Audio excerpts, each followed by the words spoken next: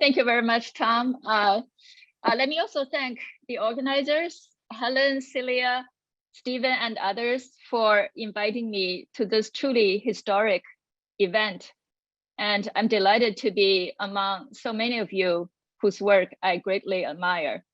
So I've been enjoying all these sessions so far because some of the speakers bragged, if you will, about how many structures they have deposited into the PDB. I thought I'd do an exercise myself. So if I search with, my initials, I get 37,000 entries. Wow, that was so impressive. And then even with my name, I got 6,000. Wow, I didn't know I had so many structures. Most of them are not our structures. So, so we concluded that the key to have a lot of structures is to have redundancy in your name. Anyway, it's a joking aside.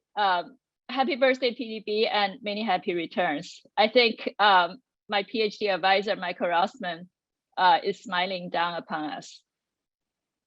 So the work that I'm going to talk about today has to do with inflammasomes, which sometimes we call Speck tacular inflammasomes, because upon sensing of pathogens, including SARS-CoV-2 or other types of danger, these inflammasome sensors interact with the adapter protein known as ASC, and then recruit caspase-1, which is an inflammatory caspase. And these proteins together oligomerize into these large cellular structures called specks. That's why it's spectacular. And they are spectacular in a way because they are the molecular machines that activate caspase-1. You can probably call them the caspase-1 holoenzyme. So upon caspase-1 activation, for a long time, only one substrate or one family of substrate were known to be the bona fide substrate. And this is the interleukin-1 family of cytokines, which is the so-called endogenous pyrogen. Pyro here means fire, pyrogen, because they are the inducers of inflammation. So the situation changed in 2015 when two groups, Vishwar Dixit and Feng Shao's group, identified Gasdermin D as another bona fide substrate of caspase-1, as well as other inflammatory caspases. Gasdermin simply was named for its expression in the gastrointestinal tract and also on the dermis. So upon cleavage by caspases, the N-terminal region becomes somehow toxic to the cell membrane.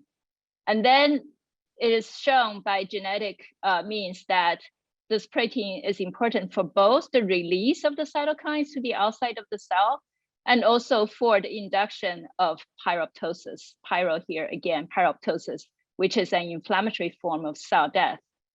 So because these interleukin-1 family of cytokines do not have a signal sequence, it has been unknown by the field how these cytokines can get released from the cell. And of course, if there is pyroptosis, some kind of lytic cell death, cytokines can get released. But how about living cell release of these cytokines?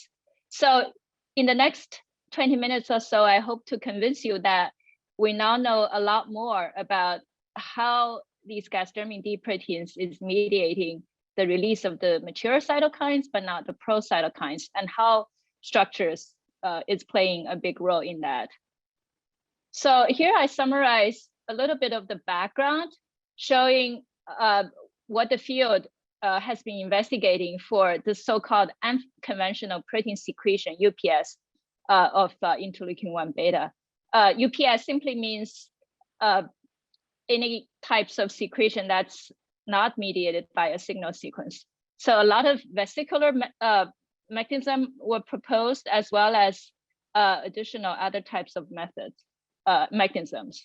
However, this situation really changed, I think, after the discovery of Gasdermin D. So we showed early on with my colleague Judy Lieberman that the N-terminal region of Gasdermin D only the N-terminal region, not the full length nor the C-terminal part, can interact with acidic lipids that's confined usually to the inner leaflet of a mammalian cell membrane. It can also interact with cardiolipin, which is another acidic lipid that's rich in mitochondria and also in bacteria. So this suggests that gasdermin can interact with these mammalian cell membrane from inside the cell to kill it, and also to kill perhaps mitochondria as well as bacteria. So what was exciting was that when we reconstituted this N-terminal region in liposomes and then dissolved them in detergent, we found that they actually form these really nice looking pores. And if you look at the diameter of the pores, they are large enough for the release of interleukin-1. So, so then the hypothesis have changed at that moment. That is, perhaps these gasdermin D pores are the interleukin-1 release conduit. So the gasdermin D family has quite a few different members. And since the discovery of gasdermin D as the effector in the inflammasome pathway, these other gasdermins has also been elucidated as protease sensors. That is, they sense the cleavage by certain proteases, including other caspases, as well as enzymes that gets released to the target cell by cytotoxic T cells, such as these granzymes. So they then mediate a inflammatory cell death in the target cell. And these proteins in the past few years have now been associated with many different diseases, including autoimmunity and cancer. And in addition, they're also related to a number of genetic diseases that most likely has to do with the ability of these mutant proteins to induce cell death in these organs. So we have been interested in trying to understand how the gasdermin D forms pores on the membrane surface. So we tried to reconstitute this in vitro, but initially we were not able to do this for gasdermin D, but because there are these other gasdermins, we were able to first express and reconstitute gasdermin A3. So these proteins are fairly easy to express, but the difficult part is to find the right acidic lipids to let them insert into the liposome, and also to solubilize these liposomes so that they can stay stable in detergent without the lipid environment. Eventually, we were able to solve both of these structures, and they really look quite similar, except with a small difference in the size. This is the gasdermin D structure that we solved, we just published this year, and this was the gasdermin A3 pore, which is slightly smaller and with a slightly less number of subunits. So I'd like to just walk you through these two structures and show you how the structure tells you about the biological insight. So this is the gasdermin A3 pore structure, and this particular one has 27 subunits with a total of 108 strands in the gigantic beta barrel. It's one of the largest beta barrel that's known. And this is the subunit that's made up the pore structure. You can see it, it really looks like a left hand with these beta hairpins as the fingers, and the thumb is one of the alpha helix that's important for lipid binding, as I will show you later. And it also has a fairly large rim, like the rim structure here, that's formed by this globular domain. So when we compare the structure of the pore form of gasdermin A3 with the crystal structure that was solved in Feng Shao's lab a few years ago, you can see that during the pore formation process, there is a dramatic conformational change that's in which the N-terminal part of this protein completely refold in a way by inserting one beta strand into the membrane, and also by extruding some amino acid directly into the membrane. So what was surprising was that in addition to the pore structure, which is shown here in cyan, we also saw another structure in our cryo-EM maps. This is the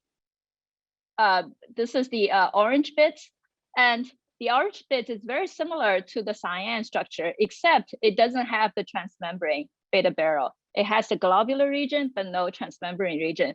So this structure, the stacked structure, we later learned is an artifact of reconstitution in vitro, but it allowed us to obtain two structures with two state of the structure with one structure, and that is killing two birds with one stone.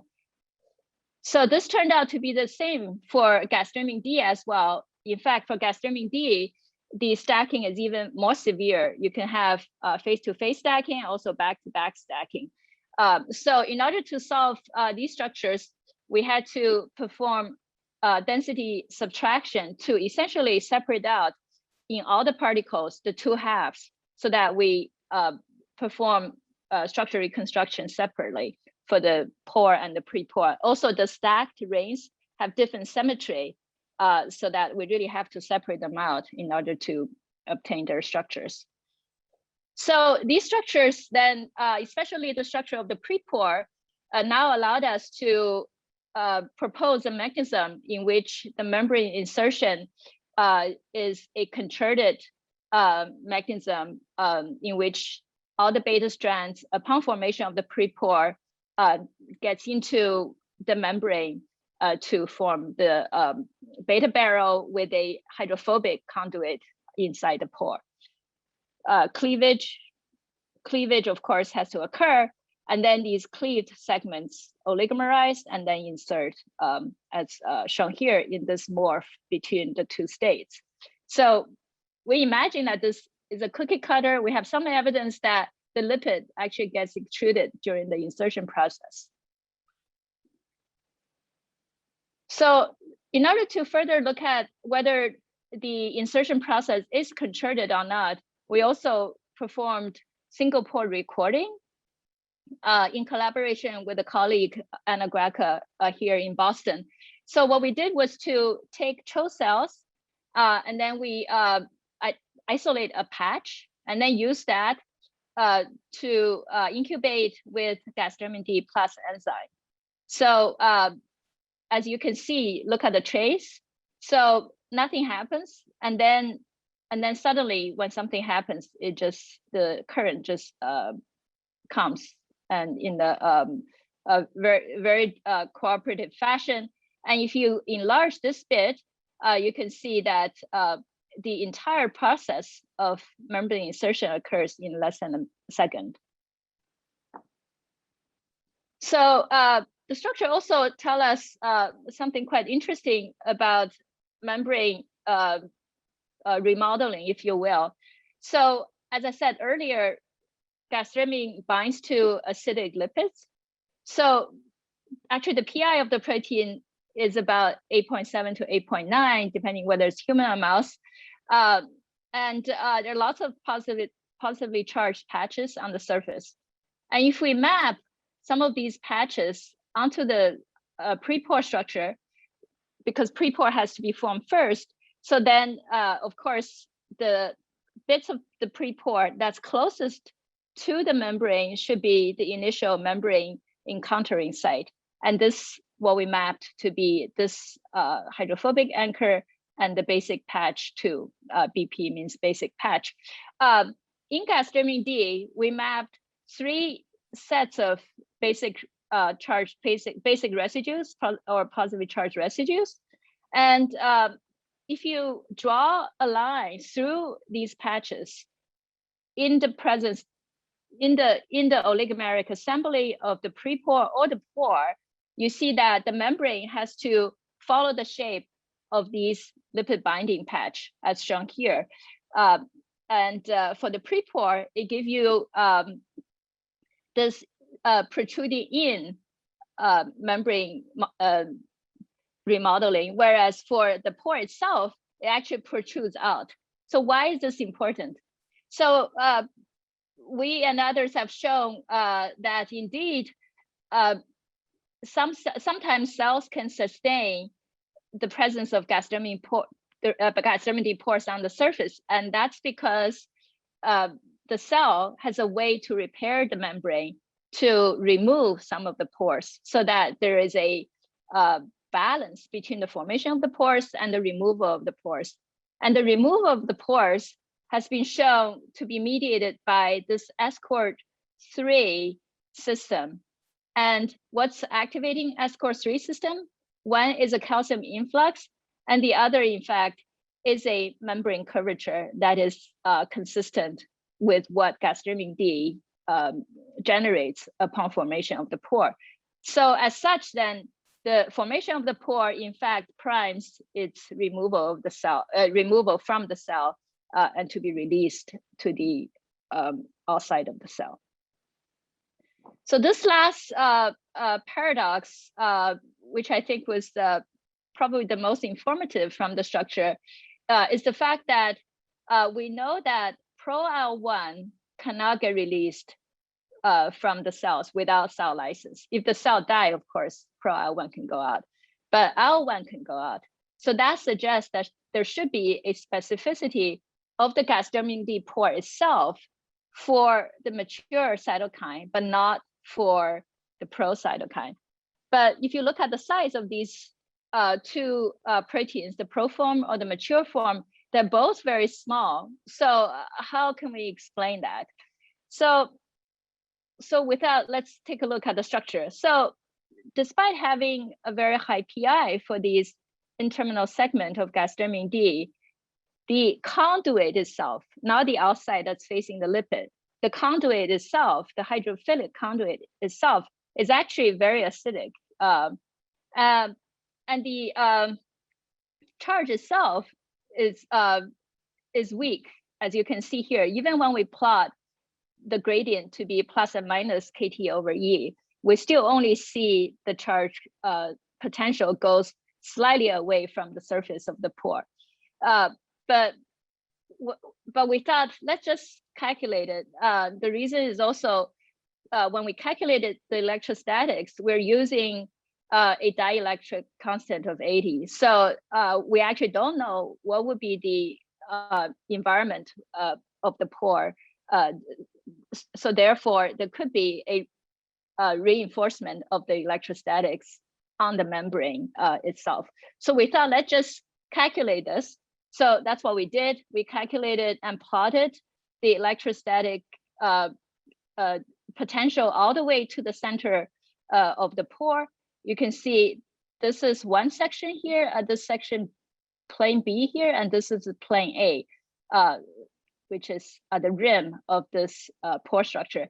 The reason we plotted two planes is because this AP1, acidic patch 1, these are a cluster of acidic residues, is close to plane A, and we wanted to see if we mutate these residues in silico, can we affect the charge at this plane? And indeed, if we make this AP1 mutant in silico, indeed at plane A, we now don't have, we have for sure a reduced electrostatic potential inside the pore. And similarly, at plane B, which is localized at this acidic patch 2, if we mutate that in silico, we remove the or reduce the electrostatic potential there. I thought, and then we thought this could give us a way to look at whether charge has a role in the release of different kinds of cargoes from the pore. I will not talk about this, but we also measure the rate of release of different cargoes that has different size, and use that to deduce the effect of the pore on the rate of the release.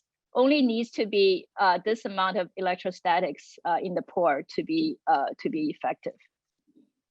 So the first thing we did was to use negatively charged and positively charged cargoes and compare their rate of release.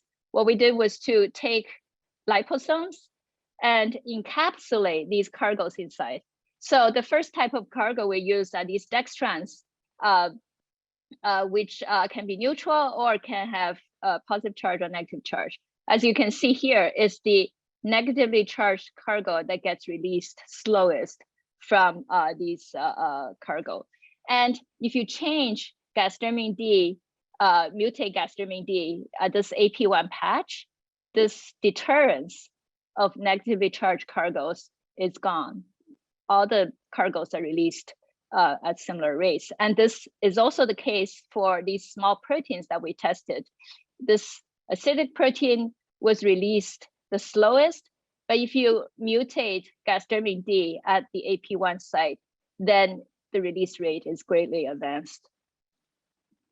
So then we tested the situation with pro-interleukin-1 or mature interleukin-1.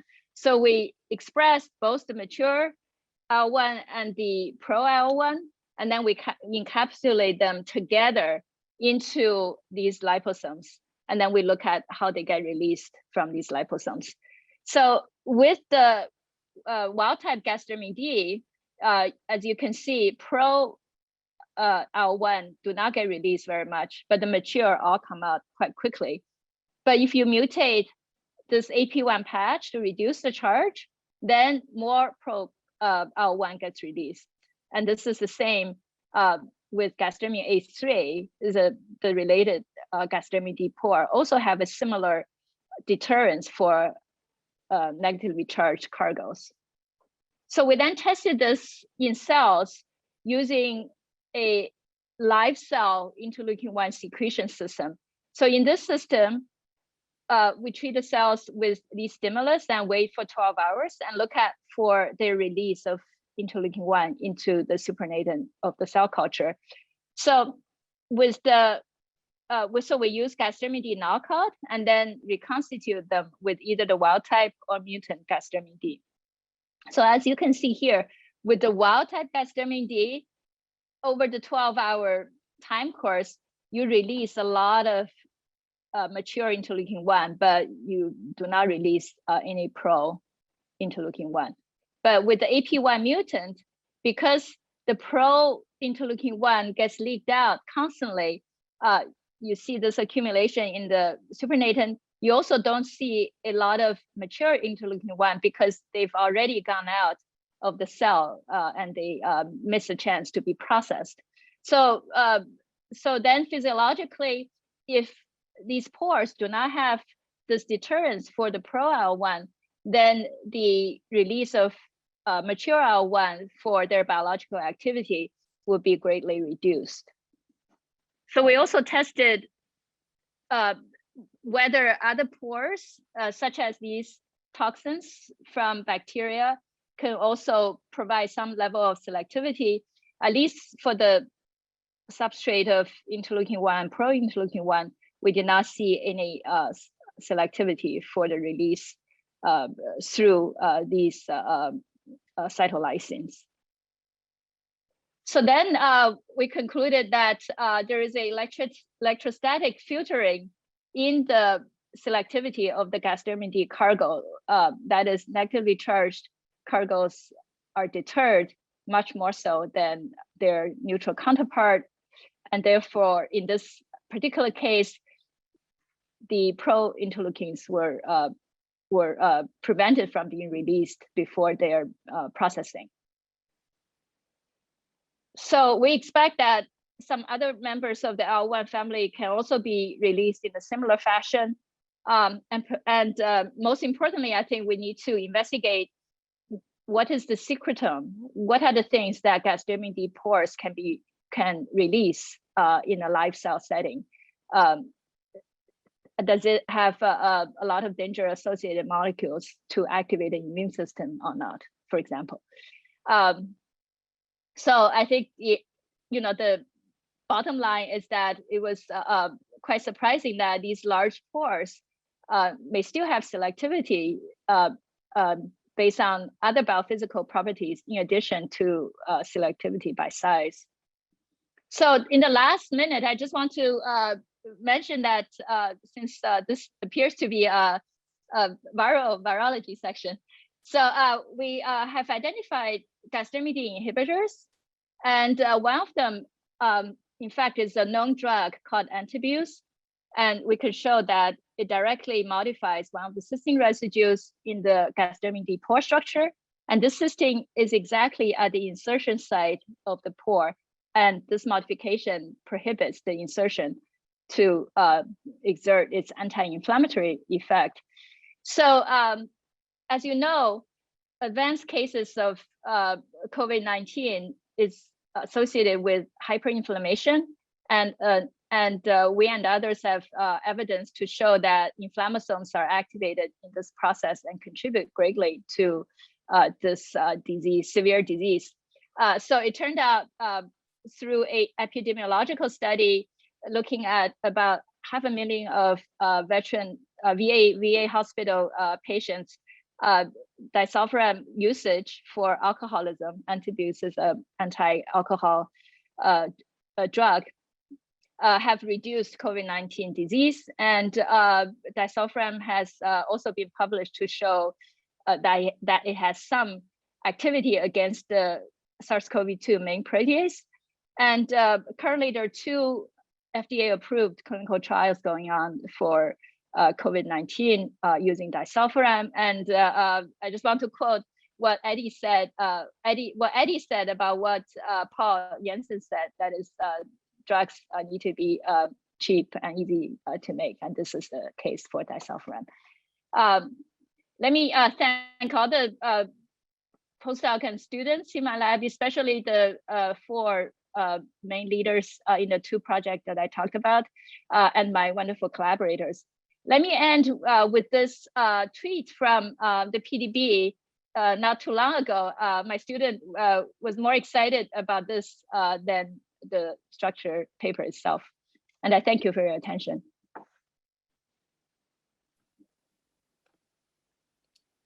Thank you, Hal, for this wonderful talk on these just beautiful structures, including what we're seeing on the screen right now. Michael would be happy, yeah. Yes, I'm sure he would. We all miss him, don't we? I'm afraid we're out of time. And we don't sorry. Okay, yeah. But this is just an incredible talk, and thank you so much. So I'll proceed directly. Thank you, yeah. Thank you.